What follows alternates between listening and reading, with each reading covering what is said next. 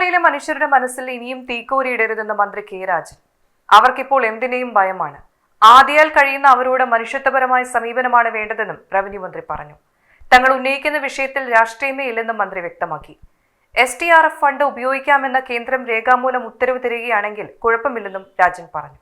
രാഷ്ട്രീയം പലതരത്തിൽ ചർച്ച ചെയ്യുമല്ലോ തെരഞ്ഞെടുപ്പിൽ, ഇതും ചർച്ച ചെയ്യേണ്ടി വരും. അത് ഒരു തെരഞ്ഞെടുപ്പിൽ ചർച്ച ചെയ്യാൻ വേണ്ടിയല്ല ഞങ്ങളിപ്പോൾ പറയുന്നത്. ഞങ്ങൾ നേരത്തെ മുതൽ പറഞ്ഞു തുടങ്ങിയതാണ്. ഒരു തെരഞ്ഞെടുപ്പല്ല ഇതിൻ്റെ പ്രശ്നം. ചൂരൽമലയിലെ ദുരന്തം അനുഭവിക്കുന്നവരുടെ മനസ്സാണ് ഇതിൻ്റെ പ്രശ്നം.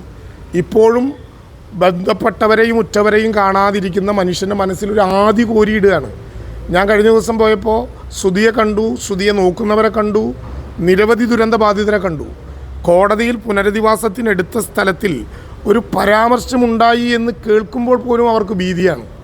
കാറ്റിനെ പേടിയാണ്, മഴയെ പേടിയാണ്, ശബ്ദം ഉയർന്നു കേട്ടാൽ പേടിയാണ്, ഒരു പടക്കം പൊട്ടിയാൽ പേടിയാണ്, ആളുകൾ ഓടിക്കൂടിയാൽ പേടിയാണ്, ഏതെങ്കിലും വിധത്തിൽ സഹായം കിട്ടില്ലെന്ന് ആരെങ്കിലും പ്രചരിപ്പിച്ചാൽ പേടിയാണ്. ഇനി അവരുടെ മനസ്സിൽ തീ കോരിയിടരുത്. അവരോട് അനുഭാവപൂർണ്ണമായിട്ടുള്ള നിലപാടുണ്ടാകണം. ആ വിധത്തിൽ ഉള്ള പ്രശ്നമാണ് ഞങ്ങൾ ഉയർത്തിപ്പിടിക്കുന്നത്. ഇതിൽ രാഷ്ട്രീയമേ ഇല്ല.